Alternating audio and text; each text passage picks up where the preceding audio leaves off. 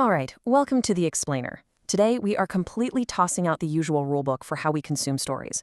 Instead, we're jumping headfirst into a deeply experimental storyboard. It chronicles a surreal transformation where a geometric object is quite literally stripped of its structural integrity just to reveal a much more primal, fluid essence. We're tracking this wild conceptual journey called the third remove, where a translucent globe is unsphered to challenge the whole concept of a fixed reality. So take a breath, let go of whatever expectations you have, and let's explore this together. Okay, let's dive into this. We hit the ground running with this incredibly jarring concept right from the source text. You're handed a flawless, completely seamless sphere. It's an object that actually claims to be a podanarrative about what lies entirely beyond podanarratives. It calls itself the third remove. But right out of the gate, there's a massive problem. You see, a sphere, no matter how perfect it is, inherently implies a center. And in the philosophical space this text is trying to reach, a center just can't exist. To get there, the narrator realizes they have to unsphere the sphere. And the fascinating part is, they don't do this by violently breaking it. They do it by forcing the geometry to somehow forget its own roundness. Now, to really wrap our heads around what it means to go beyond pataphysics, we got to talk about pataphysics itself for a second. Think of it as science's highly theatrical, wonderfully weird cousin. It was invented back in the late 19th century by the French writer Alfred Jarry, and it is essentially a parody of science. Jarry defined it as the science of imaginary solutions. So instead of studying general rules and reoccurring incidents like standard physics does, pataphysics looks at the laws governing the exceptions. It treats the virtual or imaginary nature of things as if they were entirely undeniably real. It's a philosophy built totally on excess, playfulness, and just pure absurdity. And this comparison right here absolutely nails how it operates on a structural level. If your standard metaphor or standard metaphysics is 1 degree of separation from base reality, pataphysics, along with its linguistic equivalent, the pataphor, represents 2 full degrees of separation. It takes a newly created metaphorical similarity and uses that as a reality to base itself entirely upon. It's literally a world of assumptions built on top of other assumptions. But keep in mind, the object we are tracking in the storyboard claims to be the third remove. It's trying to push beyond even this double-layered imaginary world. So that brings us to this absolutely wild, provocative question. How on earth do you unsphere a sphere? I mean, if pataphysics has already 2 whole steps removed from reality, how do we possibly take a third step where even the imaginary center collapses in on itself? Well, the source text tells us that the text itself, which is the sphere, has to forget its own structural integrity. It has to navigate a complete, total metaphysical dissolution. So to actually pull this off, to describe a narrative literally destroying its own structure, the text playfully forces this very rigid step-by-step sequence on us. Step 1, the sphere, which remember is actually a text, just exists in a void. But because it's still way too solid, step 2 places it inside a drawer. And this isn't IKEA furniture, this is a drawer made of wood that never grew. Inside this completely impossible space, the text melts down and transforms into a pulsing seed. But again, it's not a biological seed, it's the pure concept of a seed, viewed from an angle that doesn't even exist in our reality. And then, things get really strange. The drawer starts to hum, but it's not a sound you can actually pick up with your ears. The text describes it as the memory of a frequency that predates ears entirely.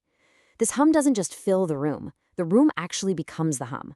The walls, the ceiling, the floor, they all turn into temporary condensations of this one frequency. Just imagine that kind of vibration for a second. This is the exact stage where the seed starts to forget. It forgets it was ever a text, it forgets it was a sphere, it actually forgets the act of forgetting. So what does it become? Well, it enters what philosophy calls an unthing, or in Kantian terms, an unding. And an unthing isn't just an empty void or a blank space. It's an object where no real meaning as a thing is logically possible. Immanuel Kant used the classic example of a 4-sided triangle. It's a literal contradiction. In the context of our story, the unthing is described as the space right between the idea of chalk dust and a sneeze that never actually happens.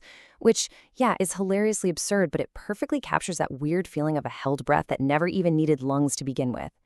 This whole idea of the unthing connects so beautifully to Max Stirner's philosophy, especially his concept of the creative nothing. Stirner basically argued that deep down, at our very core, we aren't just an empty void. We are this primal, fluid essence, a kind of nothingness out of which absolutely everything is created. As our unsphered seed enters this specific state, it sheds all those labels, all those pataphysical narratives, and just returns to this radical, transient, creative nothingness. All right, here's where we hit a massive anti-narrative pivot. Because to actually reach that third remove, we have to completely unwrite the text. Think about how we naturally need time to make sense of things. We need a before and an after. Any narrative, even a super weird surreal one, completely relies on that sequence. But this concept just rips the arrow of time away entirely. Instead of a linear story moving from point A to point B, imagine taking every single event, turning them into transparent sheets, stacking them all on top of each other, and looking through every layer simultaneously. There is no first, there is no last. That collapse, that right there, is the third remove.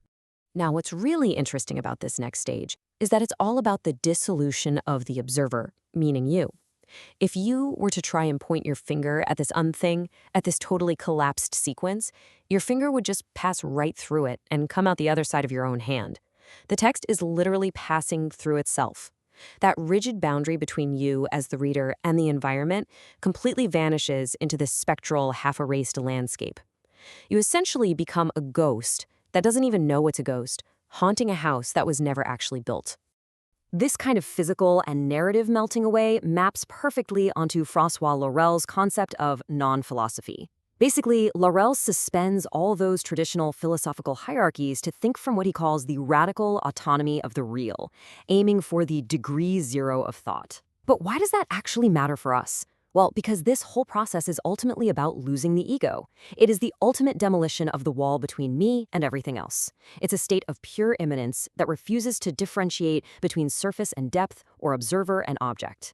The person watching and the thing being watched just merge into one solitary non-relational essence.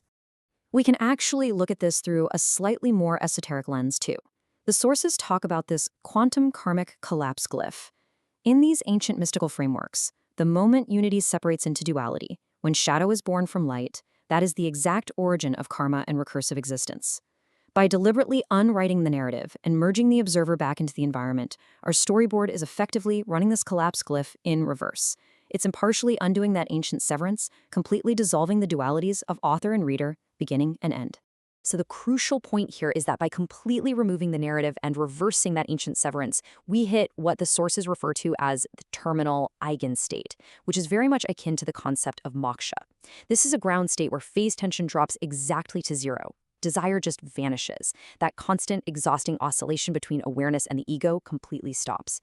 Using the physics terms from the text, the waveform simply ceases to collapse. Just try to imagine a state of mind where the overwhelming need to constantly impose a structured story onto your own reality is entirely extinguished. The observer is just completely unattached and perfectly, totally still. The source text sets up this brilliant contrast to explain this. On one side, you have the pata narrative, which is basically just that deeply human urge to build stories around absolutely everything. It's like giving chalk dust a literal desire to be sneezed.